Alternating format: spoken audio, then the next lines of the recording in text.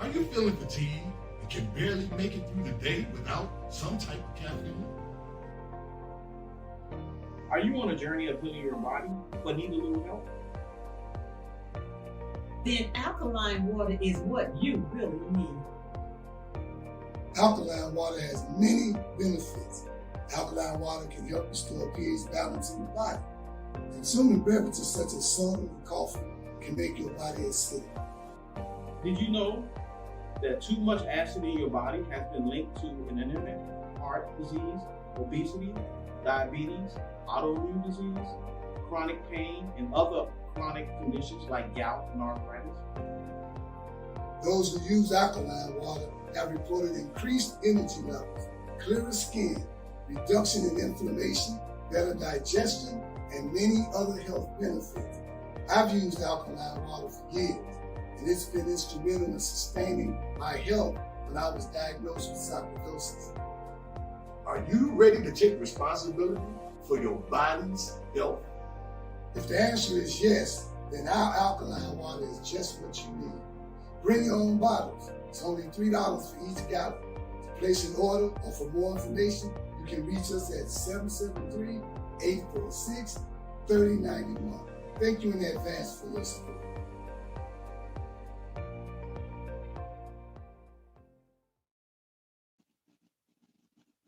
Welcome to the Toma Nation's weekly Sunday worship service. We are an all-inclusive, Black-conscious, righteous movement dedicated to the social, economic, and spiritual survival of Black people in urban America. If you enjoy what you see and hear today, the Toma Nation would like to extend our invitation to you and your family to join us each and every Sunday from 12:30 to 1:30, live here on Facebook from Chicago, Illinois. Tune in and be fed by God's messengers. For more information, you can reach us at 708-730-4858. Please join me as I recite our opening. In the name of the everlasting Father, He that causes all that exists to exist, He that is self-existent, He who directs the sunships of millions of years, and He who made time the seed of the universe.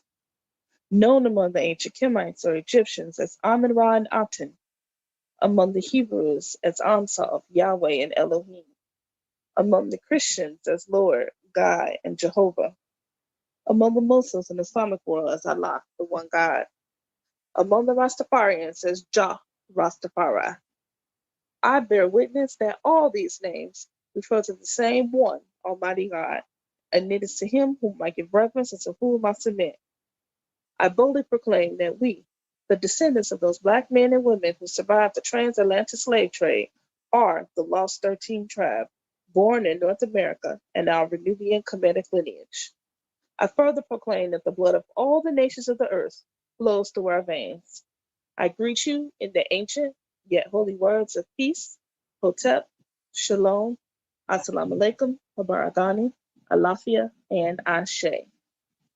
Now we are going to transition into our 13 points of what we believe and know. Number 1, we believe and know that we are not to repeat the mistakes of the past prophets and messengers of the Almighty Creator of the heavens and earth. Number 2, we believe and know that we can only establish an economic base through the application of the knowledge of self and the incorporation of the ideologies of the Honorable Marcus Garvey, the Honorable Elijah Muhammad, Mahatma Gandhi, and Ben Ami. Number 3, we believe and know that the prophets and messengers of the Holy Bible, the Holy Quran, and the Kemetic holy books were all Black. Number 4, we believe and know that Jesus Christ of 2,000 years was and is a Black man.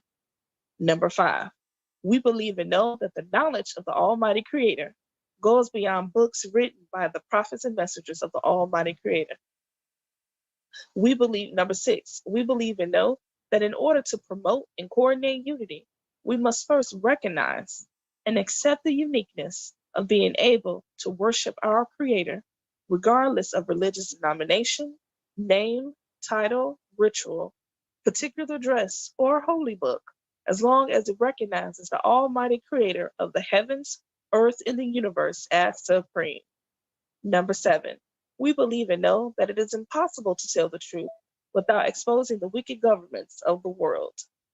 Number 8, we believe and know that the United States government, in collaboration with other European nations, have a denial objective to exterminate dark-skinned people of color off the earth through the act of genocide.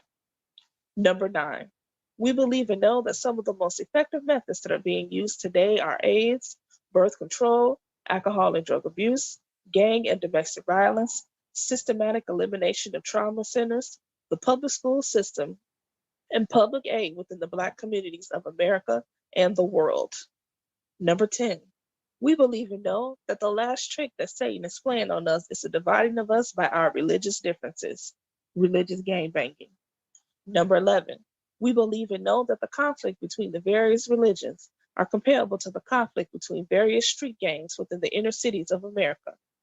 Number 12, we believe and know that the war on drugs and gangs is a diabolical plot to disarm the Black community of weapons, break up the Black family, withdraw our constitutional rights, also kill and incarcerate young Black males under the undercover code name Able 2029.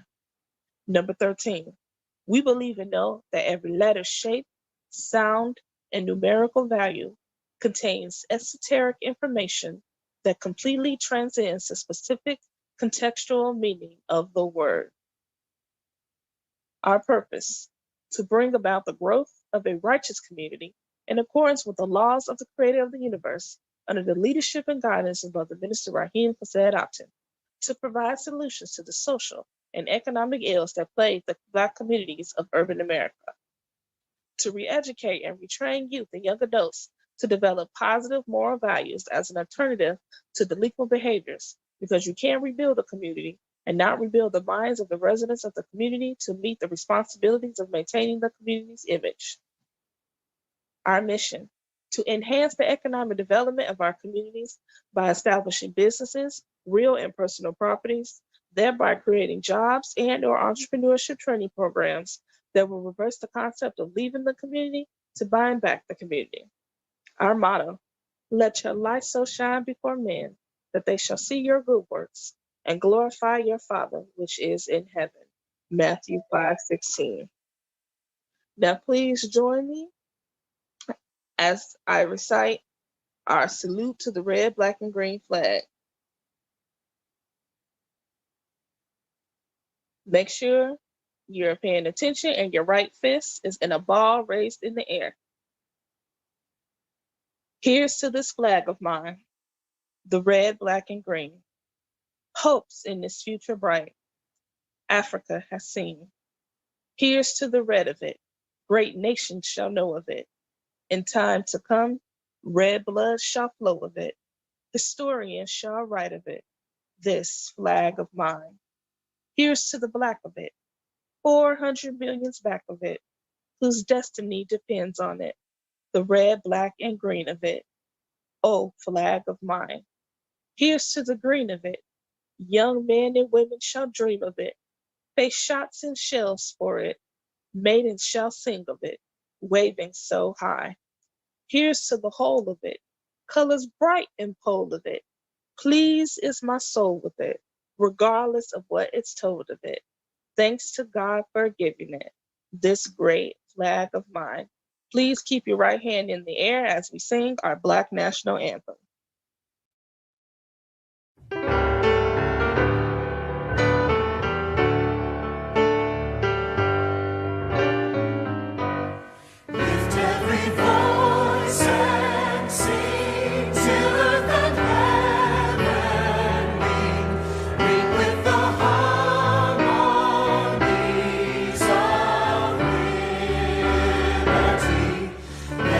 Rejoicing,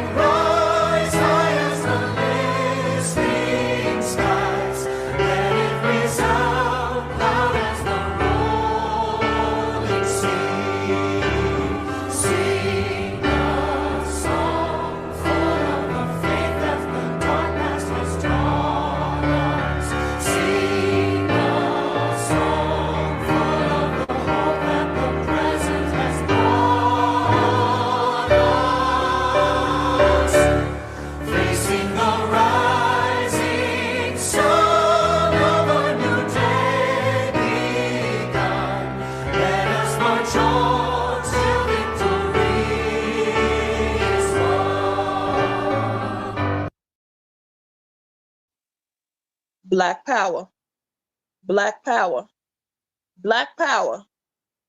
Black power is the power to define, develop, and defend that which is in the best interest of Black people.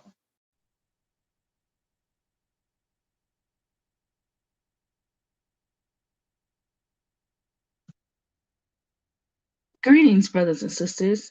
My name is Sister Ebony Stevenson, and I will be your speaker for the next 30 minutes. Before I begin, let me start off with our opening. In the name of the everlasting Father, he that causes all that exists to exist, he that is self-existent, he who directs the sunshifts of millions of years, and he who made time the seed of the universe, known among the ancient Kemites as Amid-Ra and Aten, among the Hebrews as Ansalv, Yahweh, and Elohim, among the Christians as Lord, God, and Jehovah, among the Muslims and Islamic world as Allah, the one God, and among the Rastafarians as Jah, Rastafari. I bear witness that all of these names refer to the same one, Almighty God, and it's to him whom I give reverence and to whom I submit. I boldly proclaim that we, the descendants of those Black men and women who survived the transatlantic slave trade, are the lost 13 tribe, born in North America, and are of a Nubian Kemetic lineage. The blood of all the nations of the earth flows through our veins.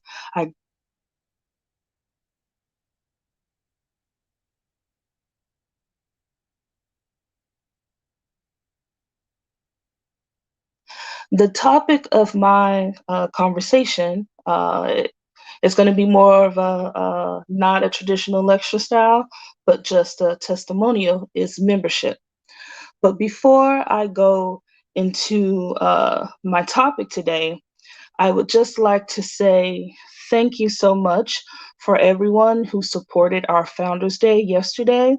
It was our founder, our leader, teacher, and guide, Minister Raheem Kassed Aten's Earth Day anniversary and his anniversary. And so we appreciate everybody who supported us by coming out to the event over at Trinity Episcopal Church.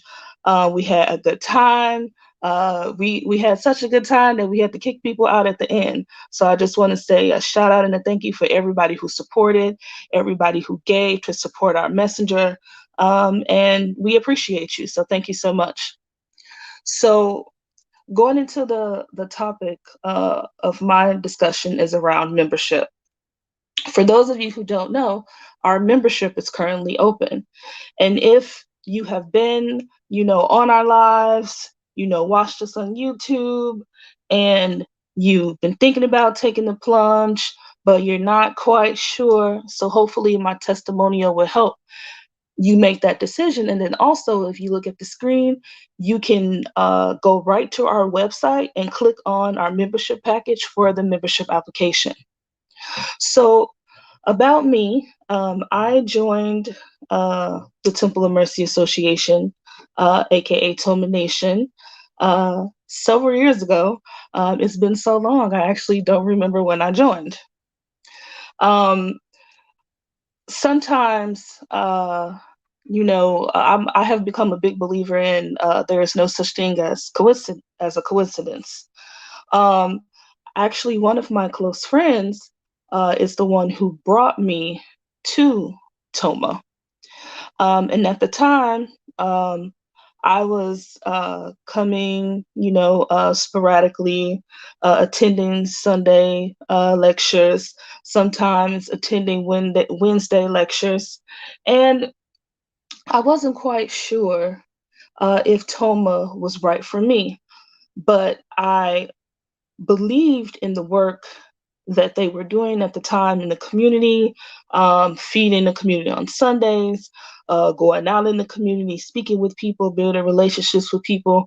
So I felt, I had to support it. When you see your people doing good work, even if you are not a part of it, you have to support it in whatever way that you can.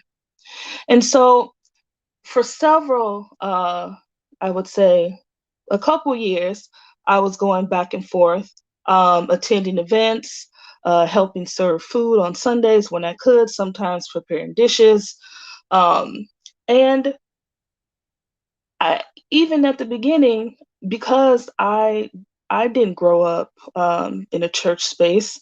I was very new to sort of trying to figure out um, where I wanted to be as far as my spiritual self. And so a lot of things at the beginning uh, went over my head. And I'm not gonna lie, some things still go over my head. But at the beginning, it was the first time. For those of you who don't know, here at Toma, we read both the Holy Bible and the Holy Quran. And being a part of Toma was actually the first time that I had even learned what the Holy Quran was. I had never heard of it. I had never touched it. I didn't know anything about it. Um, I didn't know anything. I mean, I had a Bible before, but it wasn't a regular part of my life. And so, fast forward to a couple of years later, and there's something about um, our messenger, Minister Rahim Kased, his lectures, his teachings, having conversations with him, and also the other people, our membership, Minister Omari, having conversations, actually drew me in to want to become a full member, and the things that came along with that.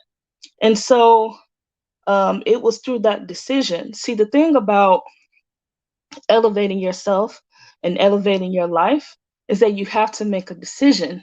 You can't spend all your time going back and forth being wishy-washy.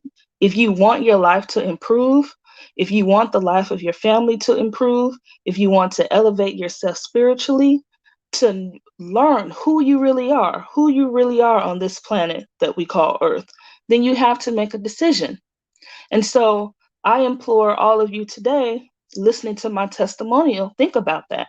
You have to make a decision about what you want for your life, because at the rate that this world is going, you have to be under somebody's guidance, like a Minister Rahim Kasaratin, in order for you to survive what's coming. And so I'm going to continue on with my testimony. So after I became a member of Toma, when you join something new, you have to open yourself up to it. You can't do new things with the same old clothes. You have to put on a different way of thinking. You have to put on a different way of speaking. And so joining Toma as a member, it was a culture shock. And and I know that sounds pretty funny, as a Black woman who joined a Black organization, saying that it was a culture shock. When I say it was a culture shock, it's because I grew up with sort of the negative viewpoints of Black men, from what I saw, like outside on the street, from what I saw on the news, what I saw in the media. And so I coming to the temple was a complete different experience, where you had not just one, not just two, not just three, but several strong Black males who were fighting to make their community better. I had never been in a space like that. And so that was a culture shock. The original Men in Black, seeing them support each other, seeing them patrol on the street, seeing them having conversations with people. Here, regular, Black men who made the decision to improve themselves and their families and their communities, who made the decision that they couldn't stand on the sidelines as our people are in this never-ending state of death and destruction, who made the decision to do the work. And so that was very much so a culture shock for me. And it took getting used to. And it's a shame, in this day and time in our society, that it takes getting used to seeing Black males, do good work. And that just goes to show you where we are in this state of this world. And so in addition to that, as I said before, opening myself up to being able to absorb messages from the Holy Bible and the Holy Quran.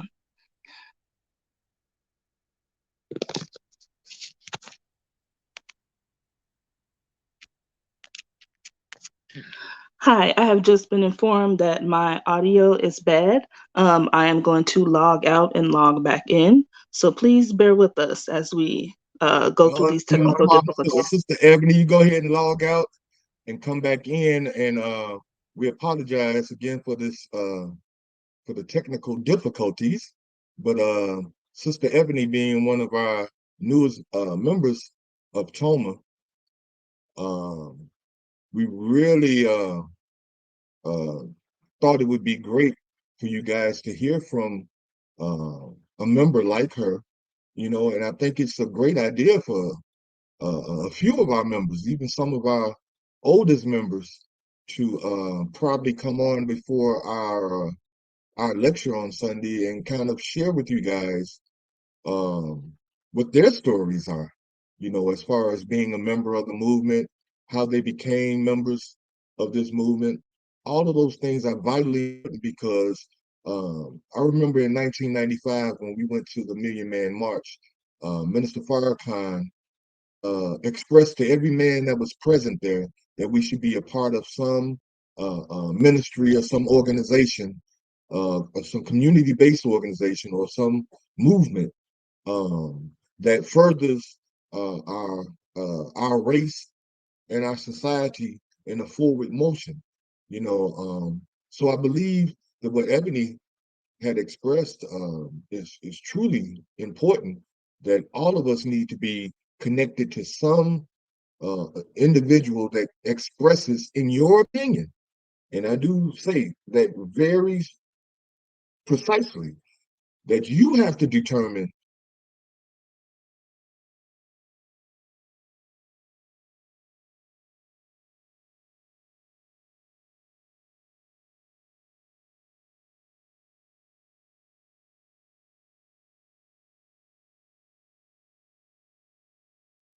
Oh, I'm sorry about that. I think there has to be some conspiracy going on, brothers and sisters. We ain't never had this problem, but I think what we're beginning to do is probably something that's very good for our people, and they trying to. Well, I ain't even gonna go there. Ebony is back. Are you good, Ebony? Yes, can you hear me now? Uh-oh. All right, we're gonna keep it moving. Hey everyone, sorry about that. They don't want me to be great today, I guess. And so continuing on with my Hey, Ebony is kind of doing the same thing. I don't know what the challenge is. If you're on your phone, if you're on your laptop or what, I don't know which audio is better. Whichever one is better, you probably need to switch to the other one because this one's not working. And what we're going to do is we're going to move on to Minister Taharka and let him come in, and then we'll let you finish your testimony at the end, okay? Okay. All righty then. So at this time, I'm going to introduce Minister Taharka, our youth minister, who's going to give us our word for the day. Give you a virtual hand for Minister Taharka.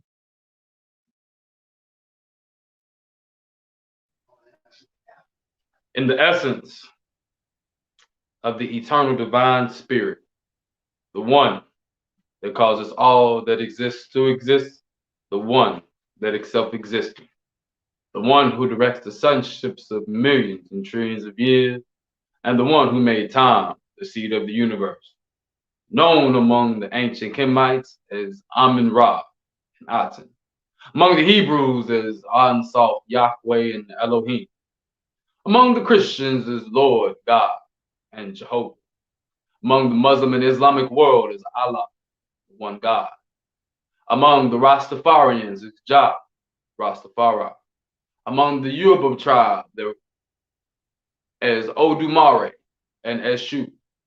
I bear witness that all of these names and many more refer to the same one Almighty creator. And it is to that essence, that one, that I give reverence and submit. I boldly proclaim that we, the descendants of the Black man and women who survived the transatlantic slave trade, are the lost 13th tribe, born here in North America and are of a Nubian Kemetic lineage. I further proclaim that the blood of all the nations of the world flows through our veins. And I greet you in the ancient holy words of peace, in that of our ancestors, in Hotep, Shalom, Assalamu alaikum, Abaragani, Alafia, and Ashe. Again, I am the youth minister of the Temple of Mercy Association, aka the Toma Nation, Minister Taharka J. Shakur. I always love to say, but I came to this plane of existence as Theodore Miles Carter II. And as you have already heard, we are a righteous, conscious, Black movement dedicated to the upliftment of our people first in urban America, and a byproduct of us uplifting our people here in urban America is our people rising all over the world. As it was stated by our sister Ebony, yesterday was our Founders Day. And we call it our Founders Day because we believe and know that when our leader and teacher and guide came to this plane of existence, in his mind was already placed the Temple of Mercy Association. No matter the history of it or the iterations that it went to this point, but when he came into this plane of existence 64 years ago on November 20th, God has already placed it in his heart, mind, and soul that that was something that he had to do. So 64 years later, yesterday we had the opportunity to acknowledge and celebrate not only his Earth Day, but also the founding of the Toma Nation. As well as I would be remiss to not also mention the anniversary of him and our First Lady being also on that day. If you tuned in yesterday, you got to see a different side of me that most people don't get. And if you are there in public, you got to experience it. But I'm going to bring some of that same energy, and trust me, you know a lecture is going to come out of this. Because if you heard some of the words that was spoken about our leader and teacher and guide, Minister Raheem, the founder of this powerful movement, from two prolific people that we love dearly in this movement. And I say that, and I said it yesterday, because the minister loved them, we love them. And not only because the minister loved them, but because of the love that they show our minister, we love them. And yet and still, this is Toma Nation 2021. This is part 3. And I will spend time talking about the man. You know, we spend a lot of time talking about his works, but I want to spend a little bit time talking about the man. But I want to start it off paraphrasing a story.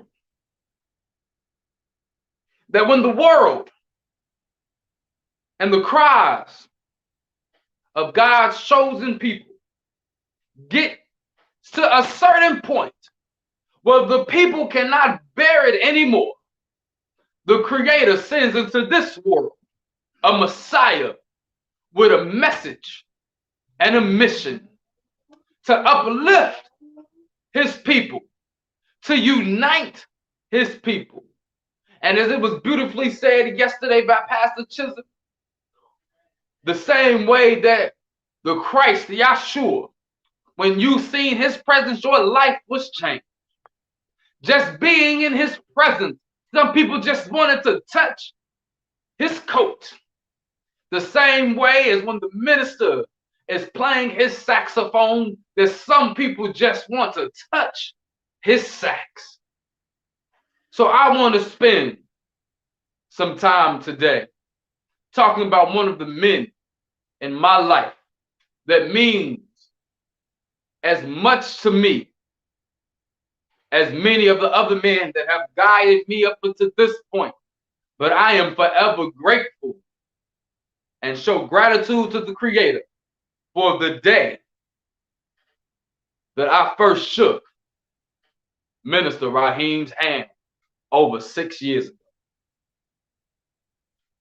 But let me read to you the bio.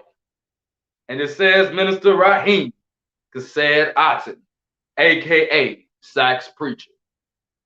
But he was born as Daryl Wilson, aka the Sax Preacher. I'm saying it again, aka Minister Raheem Kased Aten, who are just one person, one and the same. That same oneness that he teaches is that same oneness he has of all those different as other people will see as different personalities, different people that show up. No, I can attest that Daryl Wilson, the Sax Preacher, and Minister Raheem are one and the same. And he was born and raised in Chicago, Illinois. At the age of 12, his world was shattered when his mother passed away at Billings Hospital.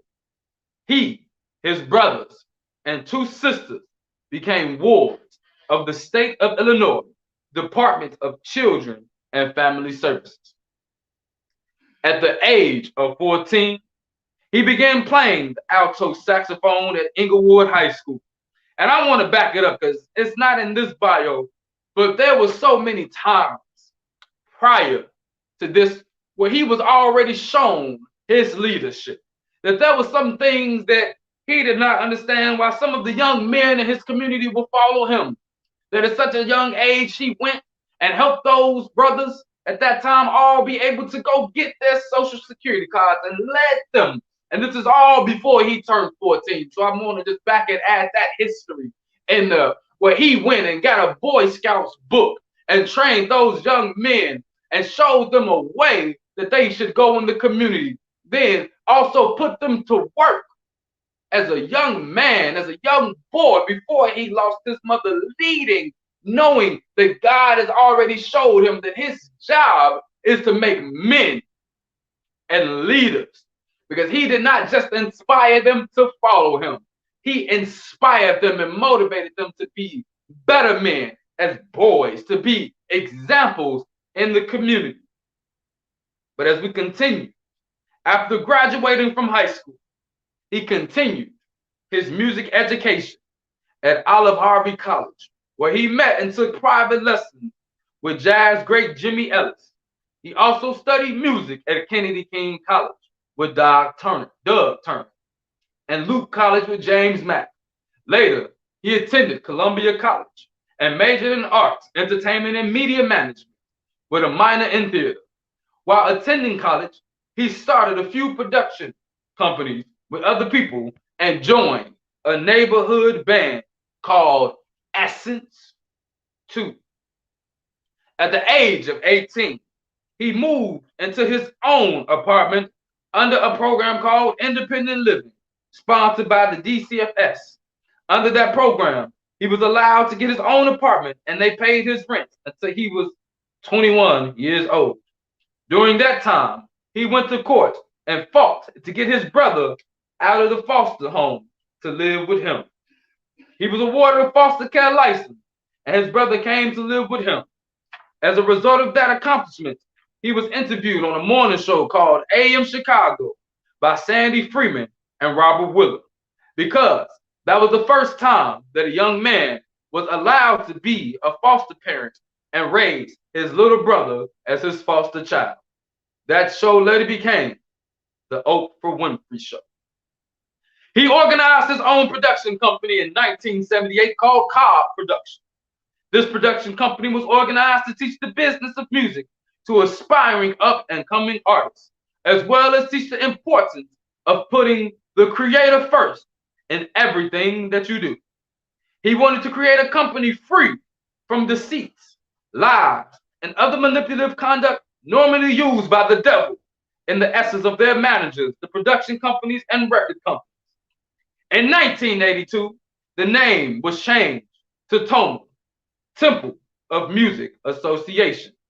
He was joined by our co-founder, Minister Omari at that time, Tyrone Williams, and together they embarked on a mission of producing music business workshops, providing rehearsal space, renting venues for performances, showcases, talent shows, and etc. for musicians and entertainers that needed an opportunity and a forum to present their talent.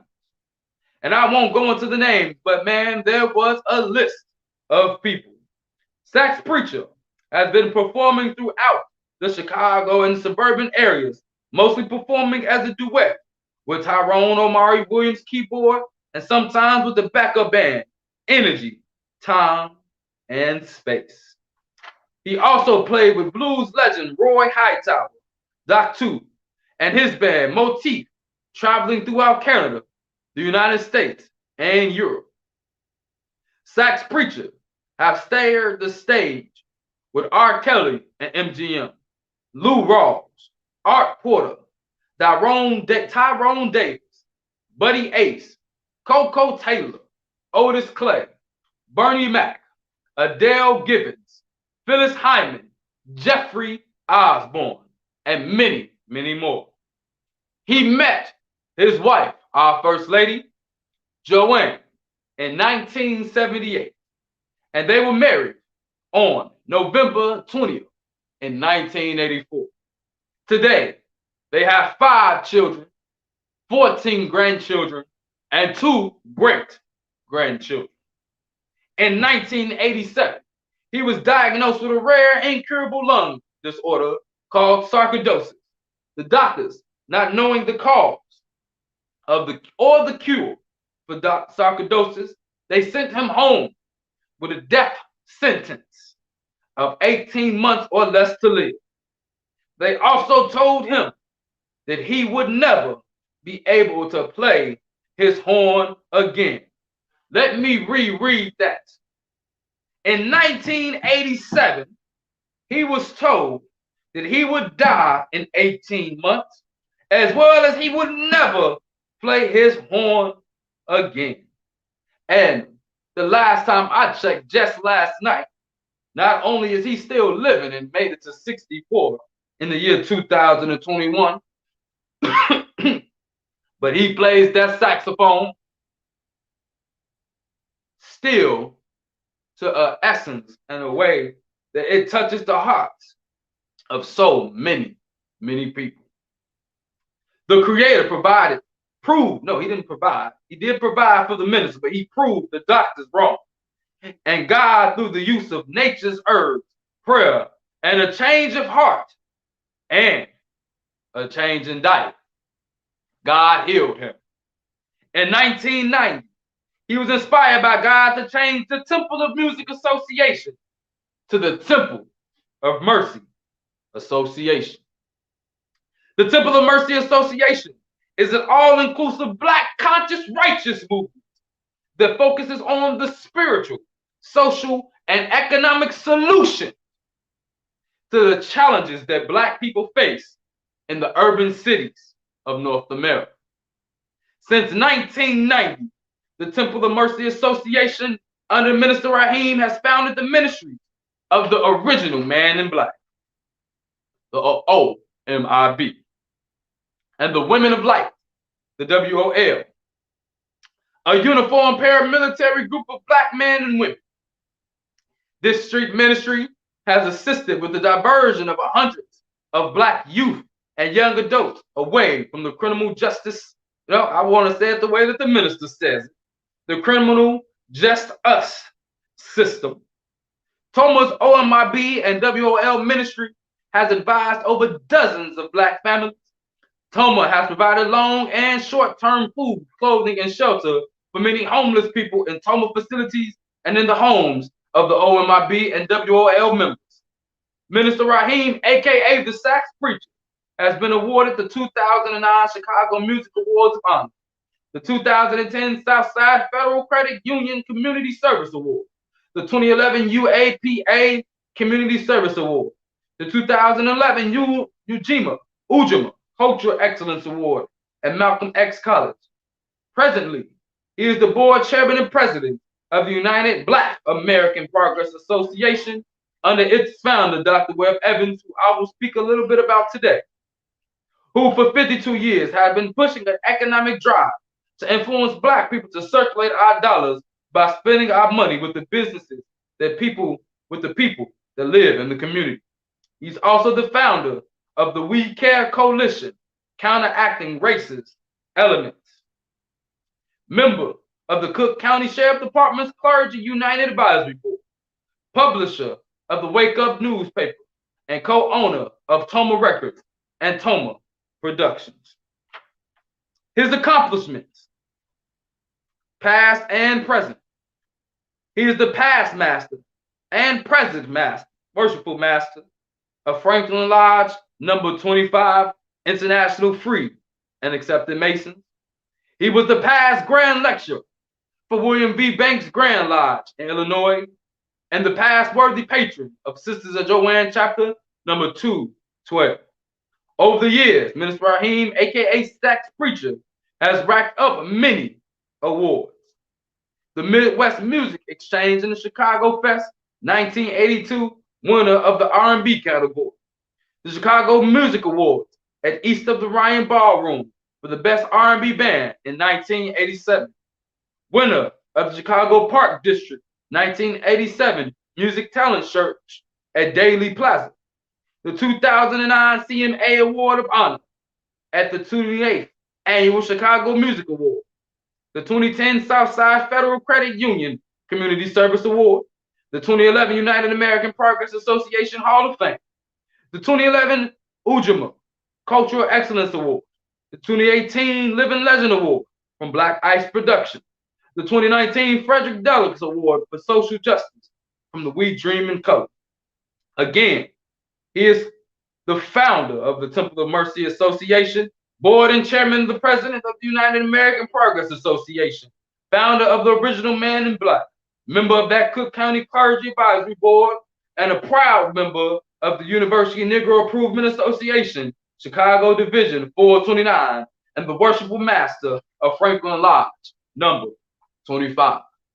That is just a little history on paper, but I can go and tell so much more about the power and the beauty of this man. And it was said so beautiful yesterday by two brothers, one from the Temple, we are the Temple of Mercy Association, but one brother who was a minister, a student minister in the Nation of Islam, Brother Minister Lionel Muhammad.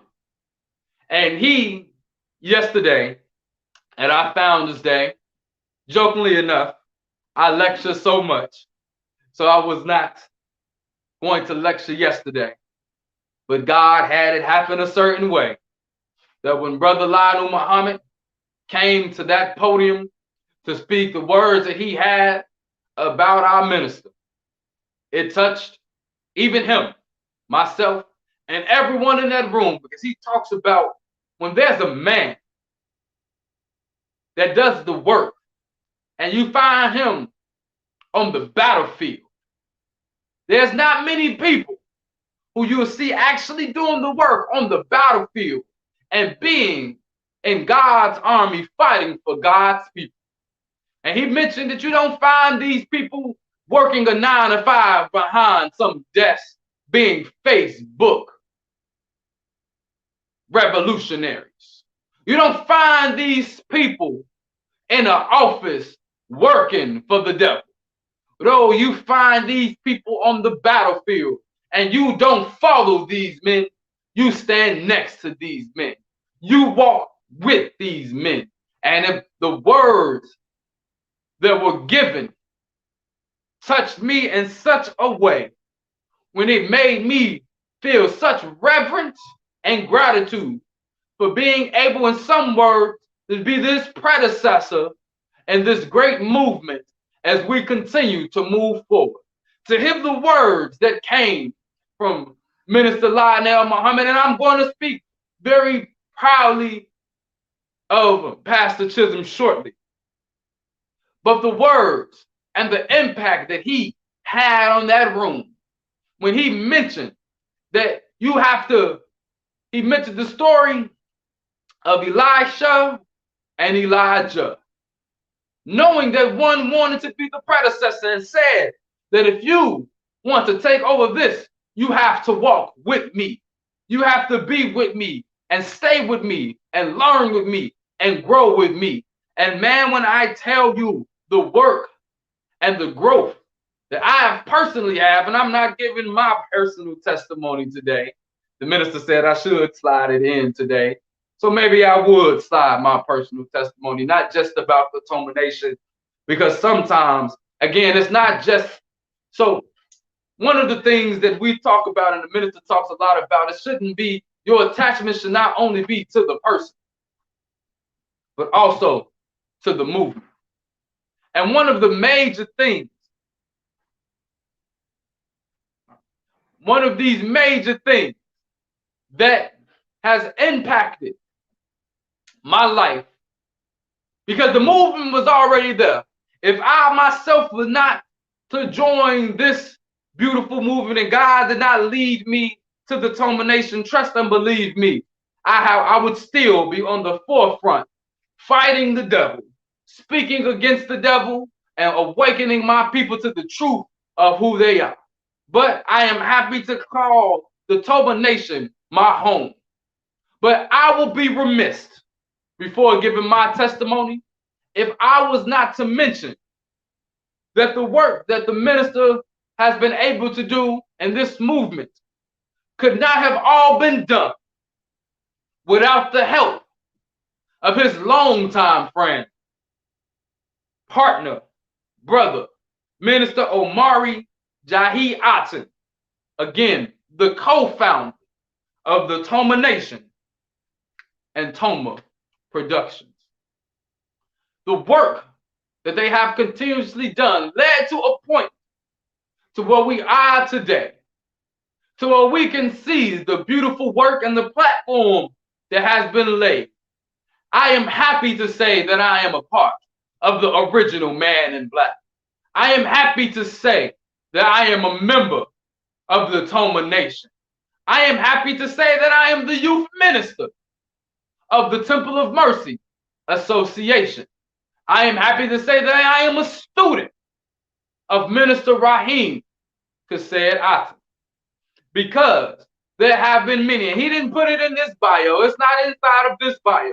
When it comes to the teachings and the studies and the things that he has been through, the people that he has had conversations with, the movements that he has supported and gave them a home when they had no home, the number of temples and the presence that we had here in Chicago, the times that we've supported the movements, and you've heard us mention going to the Million Man March and being there, the conversations that he got to have with some prominent people in the Nation of Islam, the prominent people coming from Ben Ami's movement, and just so many other people who have came, the original Man in Black being the security for many different people, how the original Man in Black was even founded, and what led to the original Man in Black,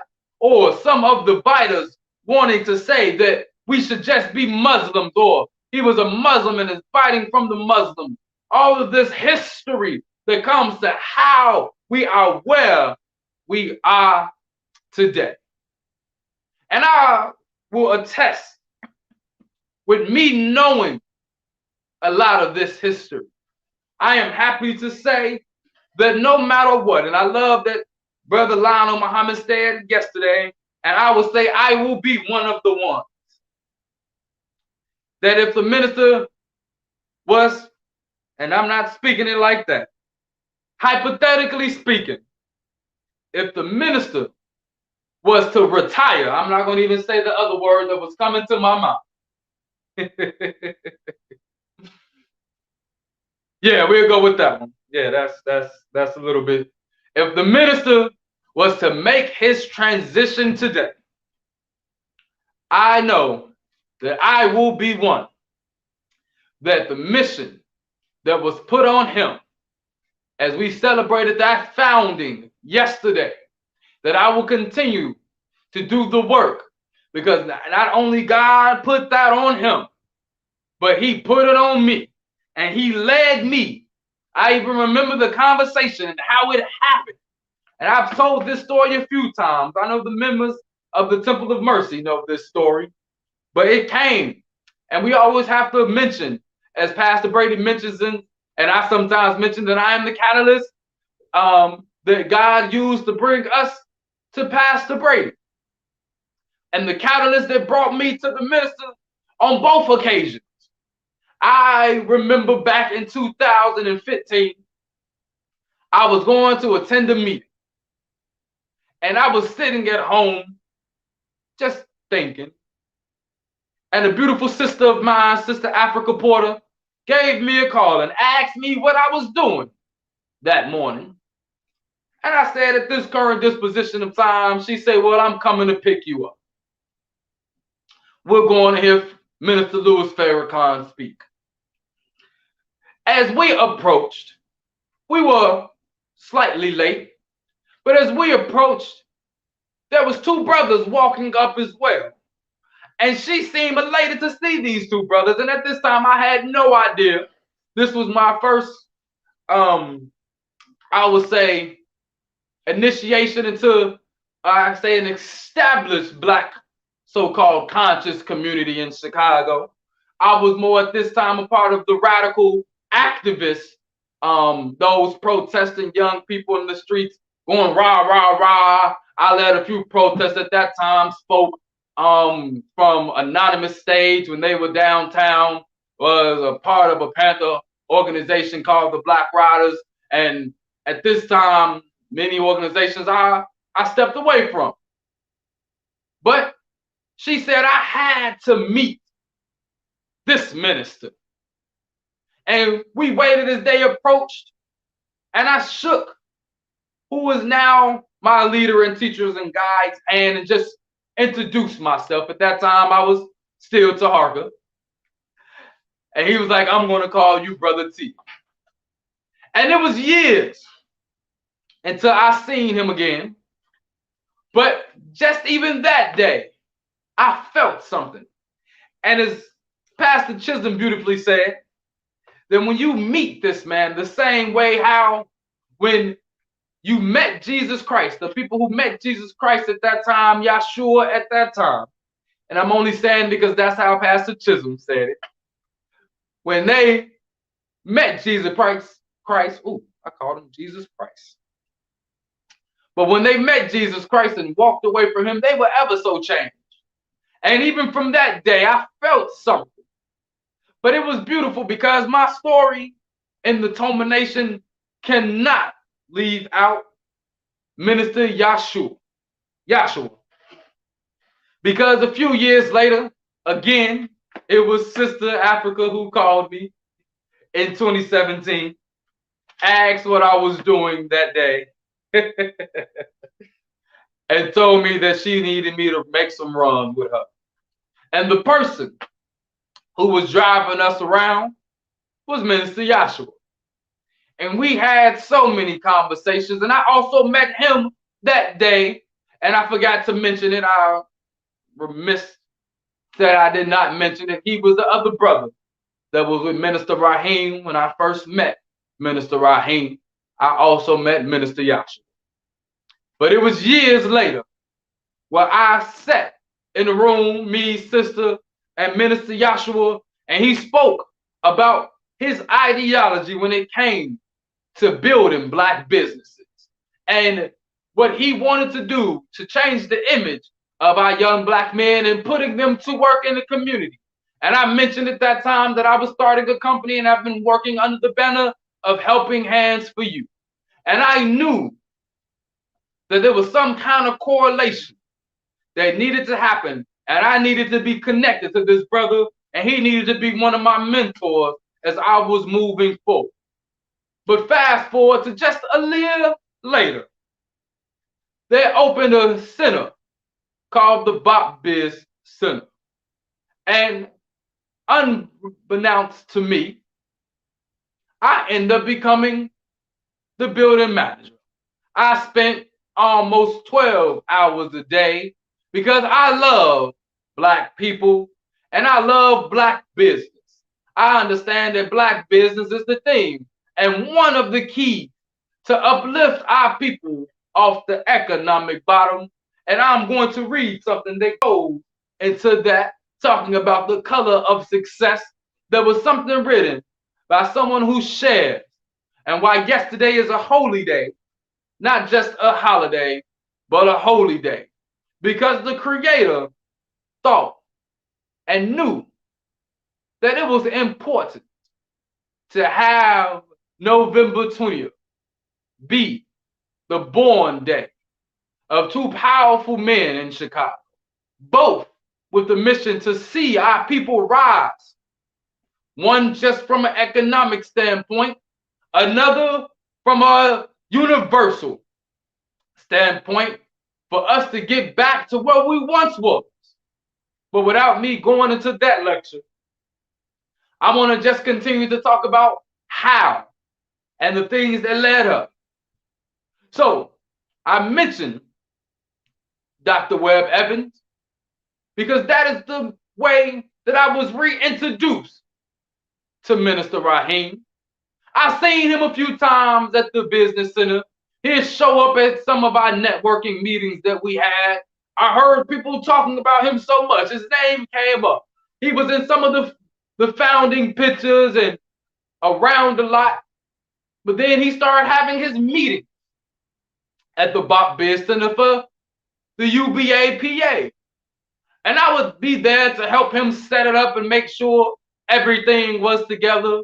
And we'd have just small conversations. But he could attest to you, and I can even attest from the day that I met him back in 2015, I already knew, as he knew, and him and Minister Yahshua had a conversation that day, stating that that brother is going to be with us one day. And I had a conversation with Africa, stating some of the same similar things. But again, Africa plays a part in this, even continuously. Because that's when Cassie comes in, of how I ended up at the Bop. But let's continue, because there was one meeting in particular that I'd be at the Bop Biz Center, but I would never actually listen in to any of the United Black American Progress Associated meetings. But there was one in particular that the minister really wanted me to hear. And it was by James Ditley. And he said some very powerful words, and I paid a little bit more attention now from then on to United Black American Progress Association. But shortly following that, I got into a little slump. And not too many people know about it on the outside because I like to keep stuff to myself. And the minister knows that I go into what I call my cave. And it doesn't matter what room it is. My cave is actually my mind. And I go within myself and within that temple of myself and stay within so I can figure it out. And in the process, there was, again, Sister Africa asked me for some assistance.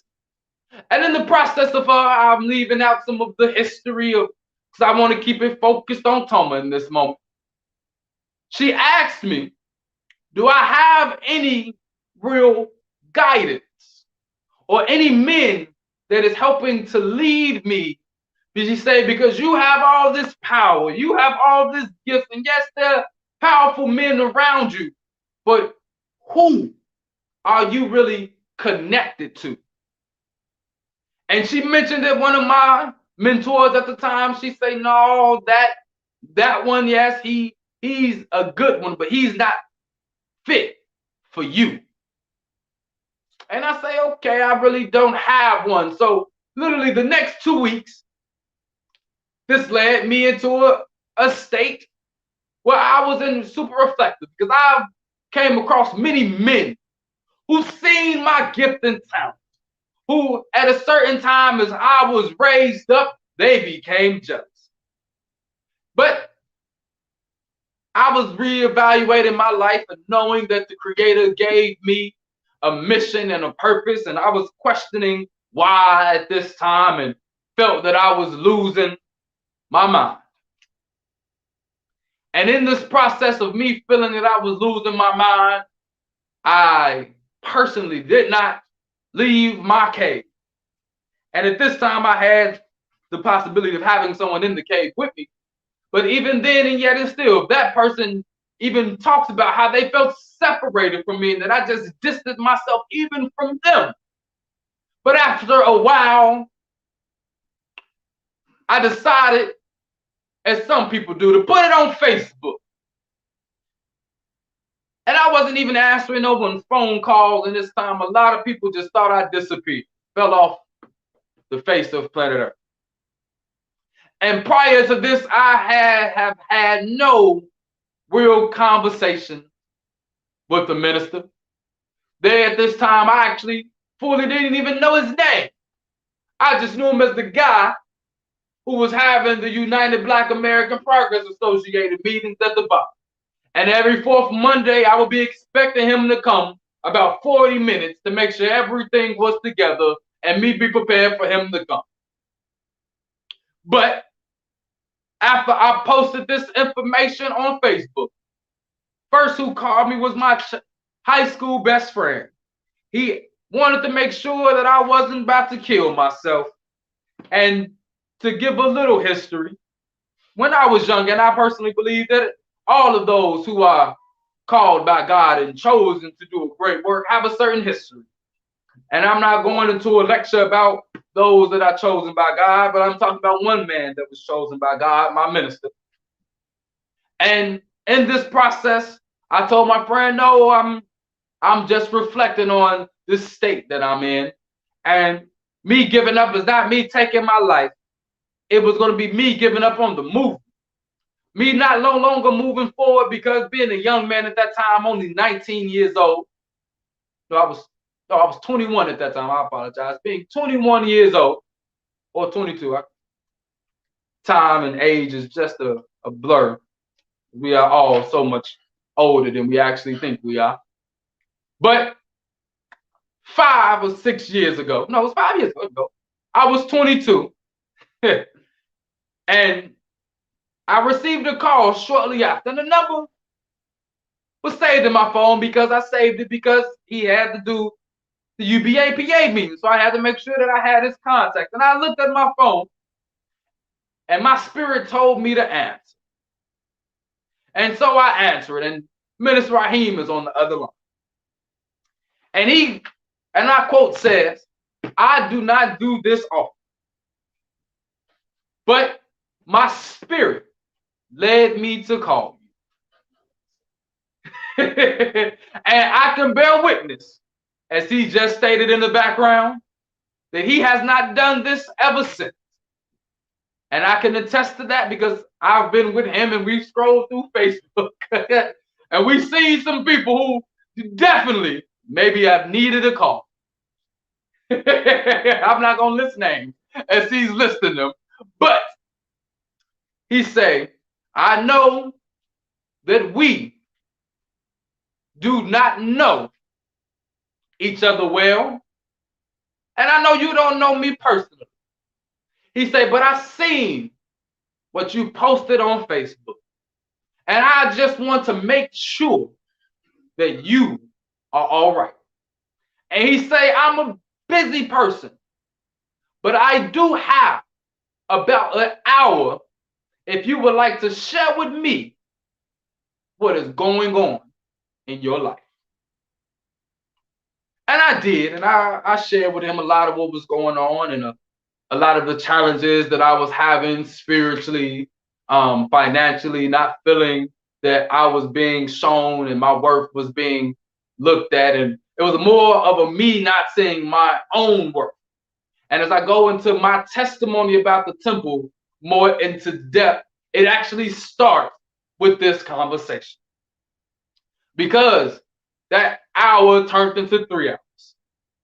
And we spoke as I walked back and forth in my neighborhood, and he actually said he was doing the same thing, that as I was talking to him, that he was walking and going back and forth in his home as I was walking back and forth outside. And he shared with me that it wasn't I was losing my mind. It was that my mind was expanding so much that it just needed to be guided. And I went back and I referred back to the conversation that I had with Sister Africa 2 weeks prior, where she reminded me that I needed some type of guidance, because everything that I have and where I'm going to need someone to help me stay grounded. So I continued to have this conversation. Again, this was a man I had no personal relationship with, no time knowing how he would judge me, or if I would say something and then he would get off the phone and then call the crazy house, because he's gonna be like, man, there's this young black man who was losing his mind. And trust me, I shared some things with him that day that were heavy. And after our conversation, he invited me. He said, you should come.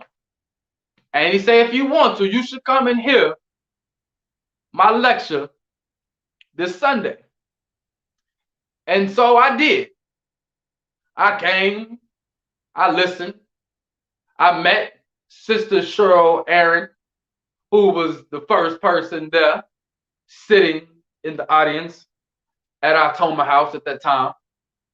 And I sat and listened to the powerful message that day.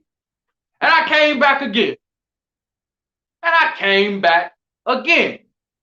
I felt myself being drawn to the Temple of Mercy Association. I found myself finding a home in the Temple of Mercy Association. I found myself being able to connect myself not just to a man, because the man that was the influence that brought me in was Minister Yahshua. Because trust and believe me, when Minister Raheem invited me to come, I just was coming to hear his message, because he helped me that night. So I say I would bite, because I was not looking, even though Sister Africa said I needed one, I personally was not looking for someone to lead me. I've had so many leaders prior to that I was like, I can't trust black men as leaders because of their ego. They're wanting to be the ones on the forefront. That there have been many times and challenges that older men who I looked up to and would hope to lead me and guide me felt, and Minister mentions it from time to time, that when your light is so strong that some men and even some women want to see it dim. But it was something about the conversation with the minister that night where I felt uplifted, where I felt that I would not be dimmed, that the greatest version of myself would be able to be pulled out. And trust me, I'm not there yet. And I don't think anyone will fully ever get to the greatest version of themselves while we are in these bodies. But we can attain and work to attain that oneness with the Creator, so that we could better prepare ourselves when that time comes, not to transition, but to transform to those supreme beings. But to go back again, it was a man that had me feel like staying. And that was Minister Yahshua. When I seen him walk through the door that day, I double felt that I was in the right place. Because prior to that, I had no idea. I didn't at first remember that they were the two men that I met when I first heard Minister Louis Farrakhan speak. But the same way how Pastor Chisholm, who is the minister's spiritual father, talked about, when you meet this man and is connected with him, and for the first time, he forever changes your life. And I didn't even see the impact that he had on that day when I came to speak with him and greeted him that first day, up until my first time coming into the Temple of Mercy Association. And my mother said awesome, because my mother remembered that day where I stayed in my room for 2 weeks, and the first time that I came to the Toma Nation. And I remember going back to Africa shortly after and telling her, I found my leader. I found the person who will guide me and help me go to the next stages in my life. And I don't want to take nothing from the men who have helped me get to this point, but to understand that, yes, some of them seen my gift, some of them seen my greatness, but it was the minister who gave me the platform to express myself in a way, and gave me the studies for myself. I studied day and night. Sometimes it was from day all the way into night.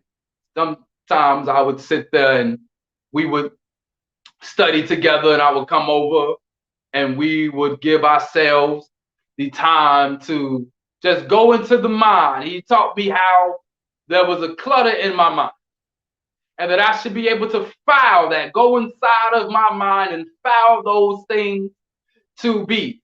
Then eventually it came to a point where he asked me if I want to speak. I was like, what? Yes, I would love to. And we worked on my first lecture in the Toma Nation, and then the rest is the history. And you could go watch every single one of those lectures prior, as Minister Omari has shared them. But as I close, I want to just quickly invite everyone. As I mentioned, there were two great men that were born on the same day. And as I mentioned, that Minister Raheem is also the president and the chairman of the board of the United Black American Progress Association. Their fourth Monday meeting is tomorrow.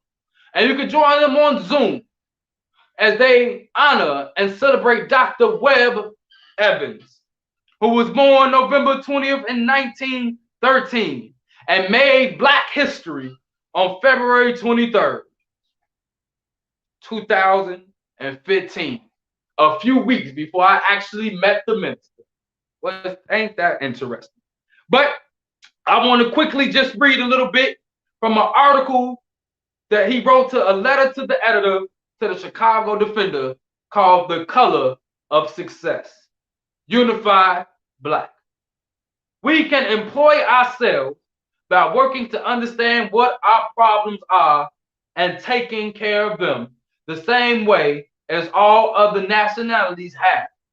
Here are a few things we can do for starters.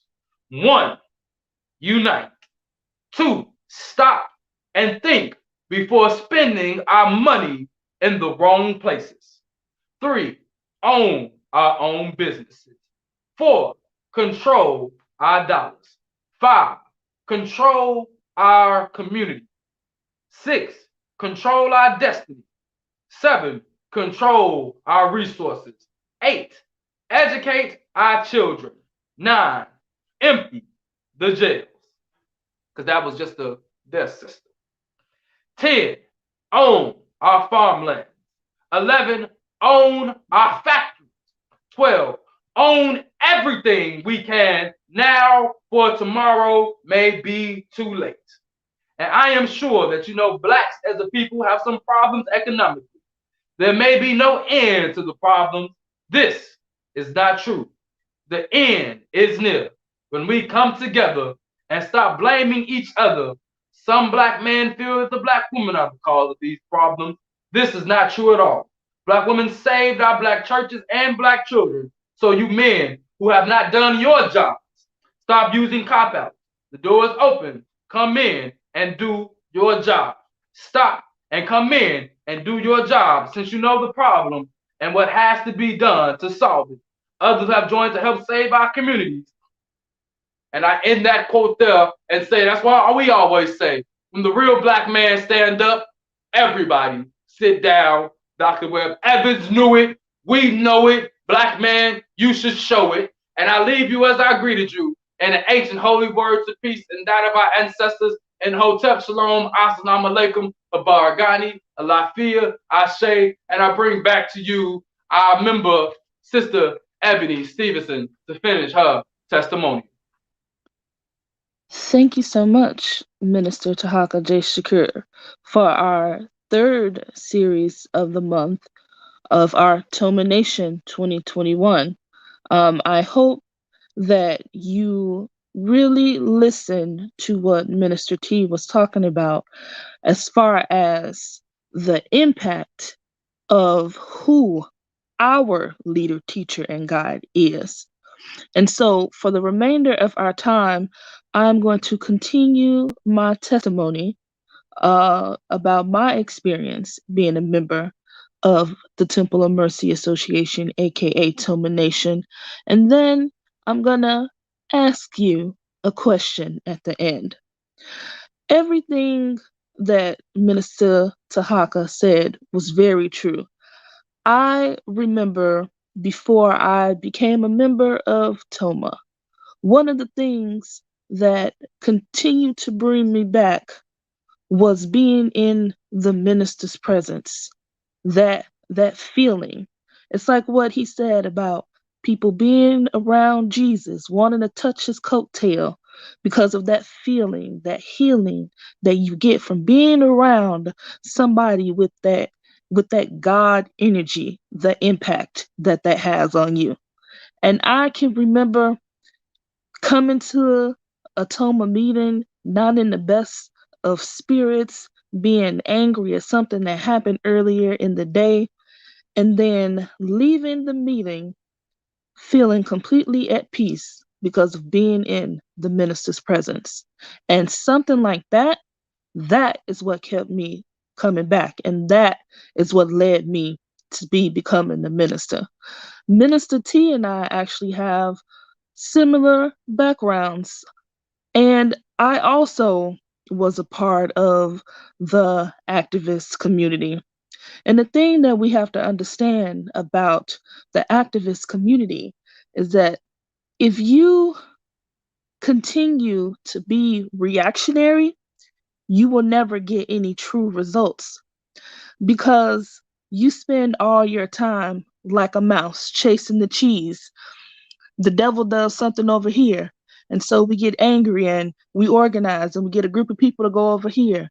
And then he does something over here with the police. And then we get angry and we become reactionary and we do something over there. And we spend so much of our time going back and forth, like a mouse on a wheel, that those movements will eat you up and spit you out. Rinse, repeat. And that's the thing that I love about being a member of Toma, is that we're not reactionary. We don't fall for the okie doke, as the old folks like to say. We know who we are and we know what we must do. And especially during these times when it seems like everything is crazier than it's ever been since I've been alive, from COVID lockdowns, to all of this death and destruction just everywhere you turn. But guess what? You won't see Toma members out there following that cheese, running around in that mass wheel, jumping from this to this to this. Why? Because we are in a different frame of mind, because we know truly the work that must be done in our communities. And so, as I have been a member of Toma, as I said before, it's been a while and I don't even remember when, I have learned so much. And that is the thing about sometimes, living in this world, that will tell you, oh, just worry about yourself. It's all about you. This me, mine. I'm worried about getting mine, and that's it. Like we have to come as Black men and women, we have to come out of that frame of thinking that the devil of this world has put on people's minds. And that's something that our minister always says, you got to come out of her. And just like our minister Omari says, if you truly want to elevate yourselves, then you can't lean to your own understanding. You need a group. You need a messenger. You need a leader who can guide you in the right direction. And I think that is something that's truly different about us and our Toma Nation. We don't prescribe to any particular religion. We are a righteous movement. Even though we read the Bible and the Quran and Kemetic texts, we are not Muslims. We are not Christians. I believe our minister says, that there's so much religious game banging going on out in our communities that Christians, not wanting to read the Quran and Muslims not wanting to read the Bible. But the thing is, each holy book has something for you to learn. And with Toma being about unity, that we're able to take these lessons from the Holy Bible and the Holy Quran. All they are is lessons to teach you how to live a morally righteous life. And that is very important in this day and age when the concept of morals and righteousness is something that people are looking down on. And so I just wanted to say those things because how can you recognize a member of Toma? Because our frame of mind is truly different. We are not in the state of angriness. We are not in the state of being reactionary. We are in a state of peace while everything around us is in a state of destruction. And that's the frame of mind that you need in order to survive what's coming. Also, as my time is approaching, I would also like to say that if you have liked what you have heard, if you want to learn more about our organization, if you want to learn more about our leader, teacher, and guide, don't be shy. If you have a question, feel free to reach out to us. If you're listening to us live or if you're watching this on repeat on Facebook and YouTube, shoot us a message on our Facebook page, on our YouTube page. You can also shoot us on our website. If you would like to become a member, the link is on the screen. And so we are always open to answer questions because, like I said before, it's about making a decision, and it's a decision that only you can make. I think there is a saying, I'm trying to not butcher it. When the seeker is ready, the master will appear. And so the question, Black man, Black woman, are you ready? We have to understand that as Black men and Black women, our family needs us. Our community needs us. This planet needs us to take our right place.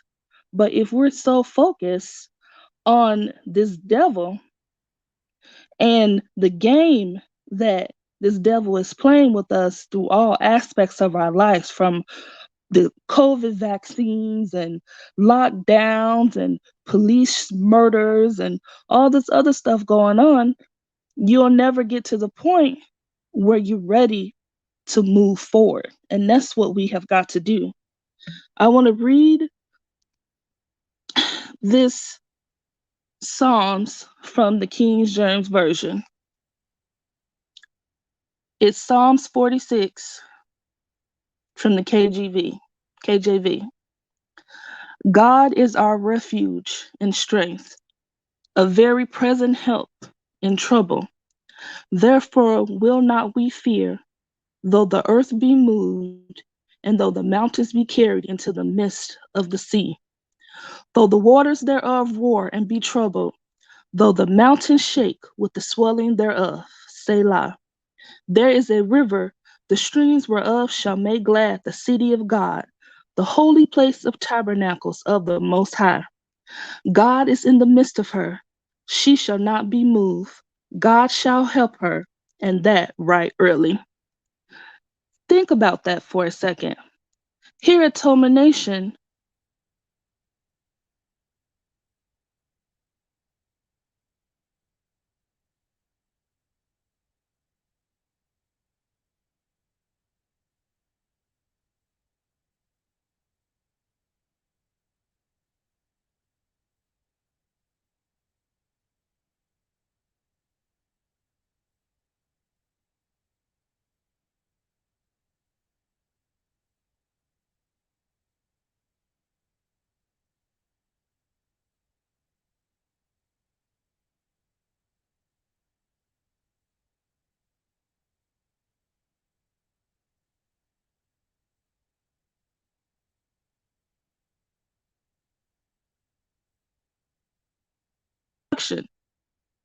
and if you feel like that you are at your wit's end and you need a change and you need something different, then reach out to us.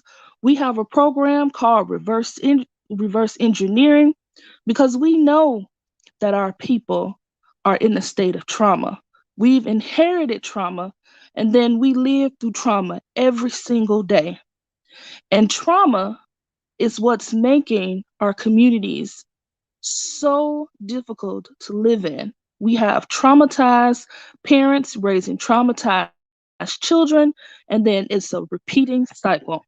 And so, if you would like more information about reverse engineering, which is truly a path in order to get your mental health together, to get yourself in the right frame of mind so that you can do the work that the Creator has put on you, then definitely reach out to us on our Facebook page or on our YouTube page for more information. Thank you so much, brothers and sisters, for joining us today for our weekly Sunday worship service. I appreciate you guys listening to my testimony. Thank you so much for all those who supported our founder, our leader, teacher, and guide, Minister Raheem, for Founders Day. And we look forward to seeing you next Sunday. Peace. Toma Nation has activated our annual Cheesecake Fundraiser from Gourmet Delight Inc. To order, go to our Facebook page, Toma Nation 2, and let us know your order via a comment. Your order will be back Sunday, December 19th, but all monies must be in by December the 10th. If you have ordered our cheesecakes in the past, you know they are delicious.